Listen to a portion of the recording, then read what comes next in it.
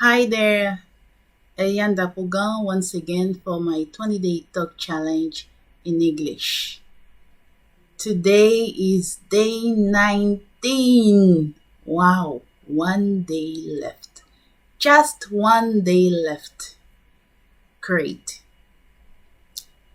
As this is a 20-day talk challenge in English to, let's say, to challenge myself and perform my English speaking, I'd like to talk today about reliable English coaching.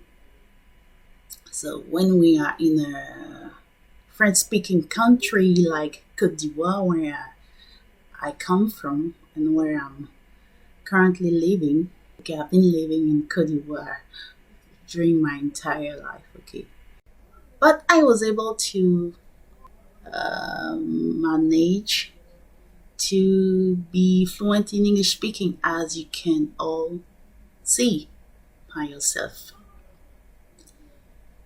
However, for a long time, I was not feeling comfortable teaching English to people, okay, because I thought like because I have no degree, no university degree to be a professional English teacher, and because I've never lived in an English speaking country, though I know to become an English teacher, you don't necessarily need to go to have lived in an English speaking country. Okay, you can just go through the process, the degree process. Okay, attend the appropriate school to get a certification and become, let's say, a certified English teacher. So, because I have no university degree, no proper university degree, I thought I was not qualified to teach English, at least in a school. Okay, and so I was kind of stuck, and I say, okay, let me do something else. Okay, so I've been mainly involved in interpreting and translating, okay, in my church, and okay, basically in my church, okay, and also doing some interpretation, translation jobs here and there. So coaching English was not a thing, okay, at least, I mean, for me, I was not interested in it. But where does this coaching English come from? Where did it all start? Today is September the 19th, 2022. This is a 20 years anniversary, and it's a sad anniversary for people living in Cote d'Ivoire. Okay, if you know about what happened in Cote d'Ivoire back then, 2002, September 19, we went through a political military crisis, and many people died, unfortunately. And at that same year, okay, I I got my high school degree, what we call in French baccalaureate. You can also say bac. I had good grades in English. I was among the best students in English. Okay, and obviously I was to attend university in English department. So that same year, that September 19th, when that crisis broke out, it was terrible, and especially for university students, because I mean, we couldn't attend school normally. And I don't know why, but the English department was particularly affected. And okay, those who were willing to study English at university, we were like stuck. We couldn't do anything. We had to wait for the things to be stable before we resume school. So in the meantime, I think, okay, I have to train. I have to practice English more to be ready to attend university. And I remember that same year, 2002, I went online. Basically, for the first time, I went online. I mean, it was my first time using internet. Yes, 2002, and so you know many things happened. The crisis, and my first time using internet and browsing website. I, like many English learners, like to do. I liked singing English songs, so I would go and check lyrics of some of my favorite songs and then print them out and sing along. That was my thing at that time. And I was also doing some research, and then I stumbled upon a website where I think that website was EnglishClub.com, something like that. They advised English learners to listen a lot. I mean, besides school, besides my English teachers, I'm not in touch with the language, the spoken language. And this website specified, okay, listen to native English speakers. They really emphasized native English speakers. And I was like, where am I going to find native English speakers in a French speaking country? I don't have friends who are British, Americans. It's not easy to be friends with them.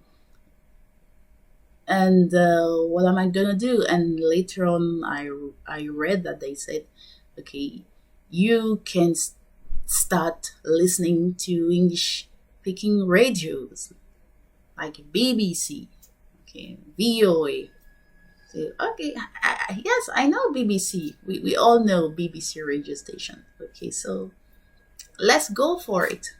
The result of the high school degree was announced in August, okay? I think July, August, okay? And then we were preparing to go to school when the September 19th situation occurred. But before I started going online, and then I saw this, and I said, okay, I'll try to get ready and listen more. And when that September 19th thing happened, okay, we were basically stuck at home. We couldn't go out.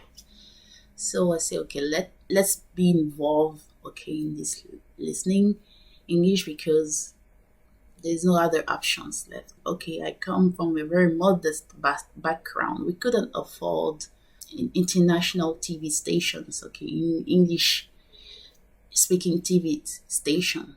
And my only option to access real English from native English speakers was to listen to radios, okay, English speaking radios, and hopefully we had BBC.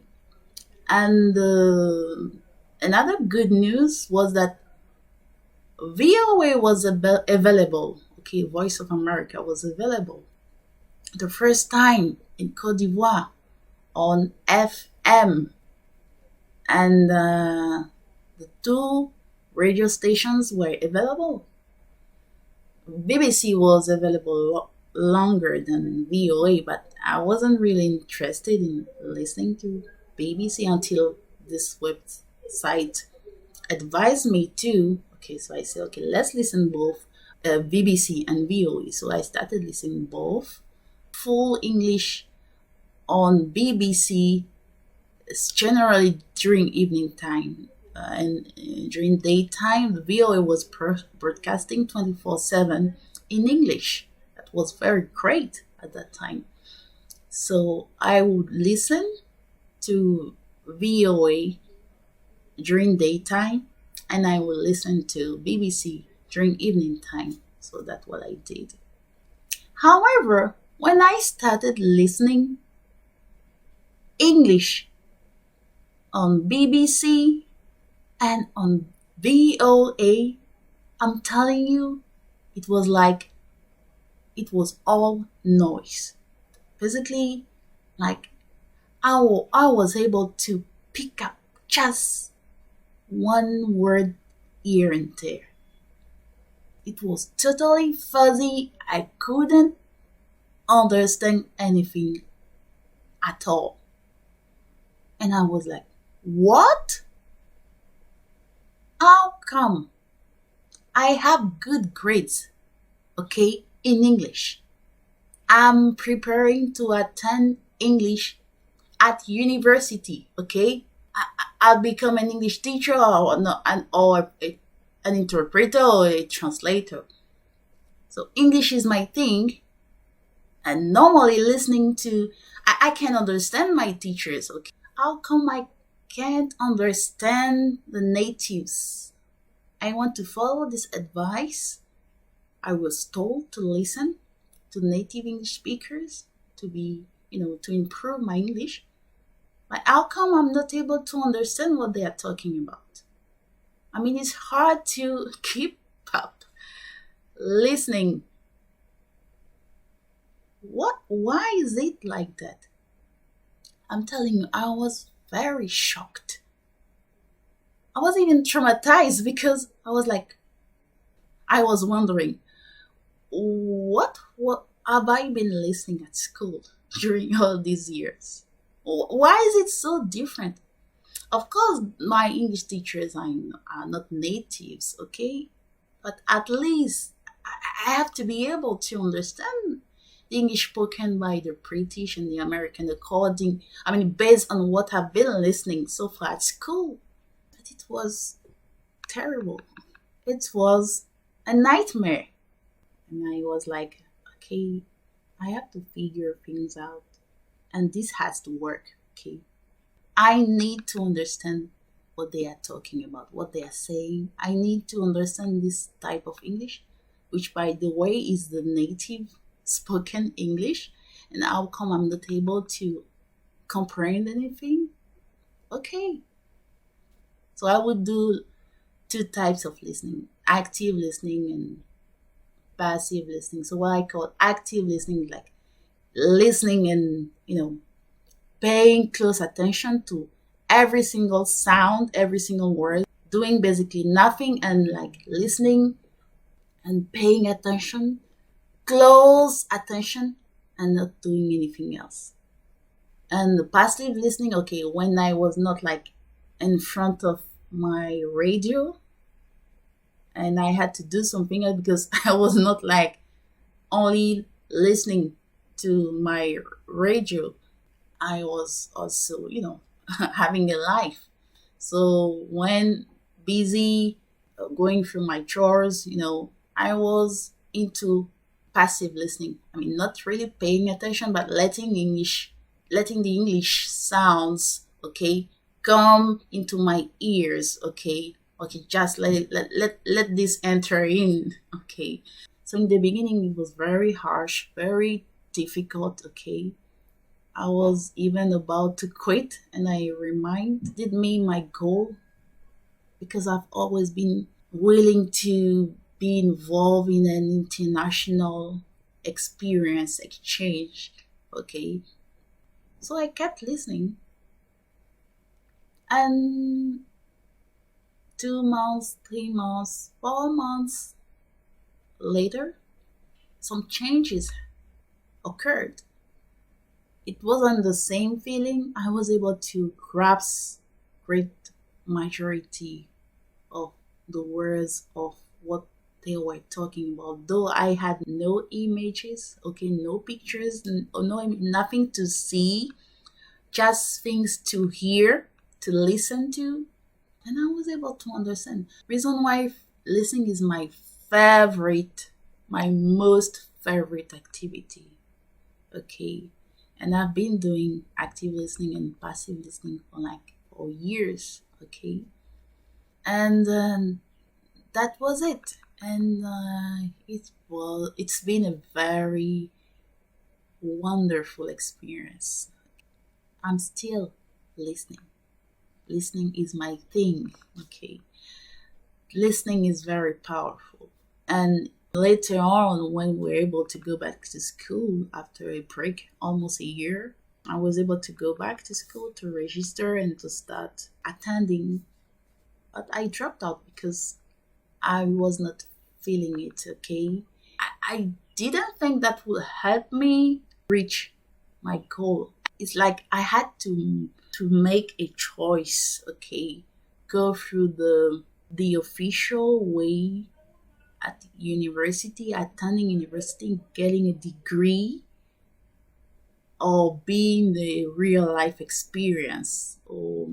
I thought I couldn't do both because I would see my fellow students, my friends, okay, going there, attending classes, and I was like, I will attend class maybe very rarely, okay, and but most of the time I was involved in real life circumstances where I could be in touch with the language, okay, with real native English speakers. And at university, I joined an international student association called IUSEC. I attended IUSEC. I was a member, full-time member. So IUSEC is a worldwide organization, and back then I think it was more than 80 countries worldwide. Okay, I happened to be able to communicate with native English speakers or non-native English speakers, but I mean European and people from other parts of the world for whom English was their second language. Okay, so that's how I was involved in English, in the spoken English in the real world without having any degree. Okay, I made a choice. Okay, and I'm okay with that. So when looking back, I thought that I was not qualified to coach people to speak English fluently. Okay, we are in 2022, but before 2021, that's where the coaching thing started. I know many people who are struggling to speak English. Okay, even those who are attending university, my friends, many of them are not able to speak English fluently, really. And I was wondering why. And they are surprised. Hey, you didn't attend. You dropped out, and you're able to speak fluently. What have you been doing? And then I explain, this is what I've been doing. So I couldn't do both. Okay, pursuing a degree and reaching the level that I've been able to reach. I'm not perfect. Okay, I'm still making mistakes. If you are a native English speaker, you know that I'm still making mistakes, and hopefully you can understand me and we can have a conversation, we can understand each other. And this is where I wanted to be, and that fluency where I'm able to understand and be understood in English. Okay, and coaching became natural, became obvious, because people will ask me, how were you able to speak the way you are speaking?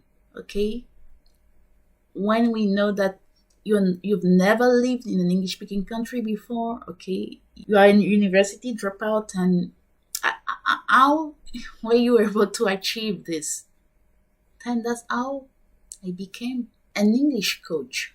This English coaching that I'm running now is to help people move from where they are to like where I am. Okay, so does it make me a reliable English coach? You tell me. Thank you for listening, and see you tomorrow for the last day 20. Have a great day and be blessed. Bye.